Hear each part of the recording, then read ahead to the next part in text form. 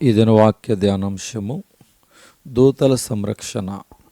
కీర్తన గ్రంథము 34:7. యెహోవా యందు భయభక్తులు గల వారి చుట్టూ ఆయన దూత కావలియుండి వారిని రక్షించును.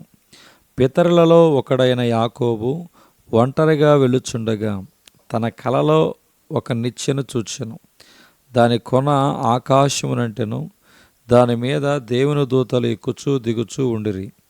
ఆదికాండం 28:12 కలల ద్వారాను దర్శనముల ద్వారాను దేవుడు తన బిడ్డలను భయమును వెలగొట్టుచున్నాడు. యాకోబు చూచిన నిచ్చెన భూమి మీద నిలవబడి ఉండెను కనుక యాకోబు దేవదూతలను చూచి ధైర్యము తెచ్చుకొనెను. రక్షణ అను స్వాస్యమును పొందబో వారికి పరిచారము చేయుటకై పంపబడిన సేవకులు అని బైబిలు దూతలను గూర్చి చెప్పుచున్నది. హెబ్రీ పత్రిక 1:14 కుమారుడా, దేవదూతలు నీకు కావలి ఉన్నారు, నేను నిత్యము కనిపెట్టుచున్నాను అని కలభావం ద్వారా దేవుడు యాకోబుతో మాట్లాడినట్టు నిజుండెను. మన ప్రభువు భూమి మీద జీవించుండగా పలుసార్లు ఒంటరిగా ఉండెను. ఆయన ఏకాంతముగా అరణ్యము మరియు కొండ ఎక్కి రాత్రంతయు ప్రార్థనలో గడిపెను. నా తండ్రికి ఇష్టమైన కార్యము నేను ఎల్లప్పుడూ చేయుచున్నాను గనుక ఆయన నన్ను ఒంటరిగా విడిచిపెట్టలేదు. ఆయన నాకు తోడై ఉన్నాడని చెప్పాను.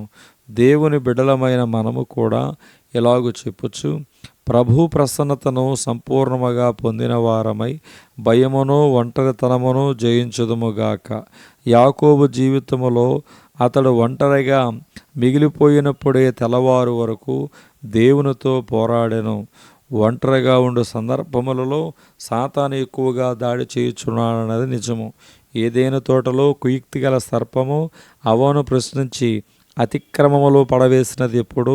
ఆమె తన భర్తకు దూరముగా ఒంటరిగా ఉన్నప్పుడు. ప్రభు నోట నుండి వచ్చిన మంచి సమరయుని ఉపమానము మనకు తెలుసు.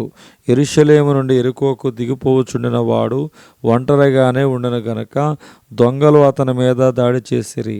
ప్రభువు తన శిష్యులను ఇద్దరిద్దరిగా పంపెను. తల్లి కోడిని విడిచి దూరముగా వెళ్ళు కోడి పిల్లలను గ్రద్ద తన్నుకుని పోను గదా.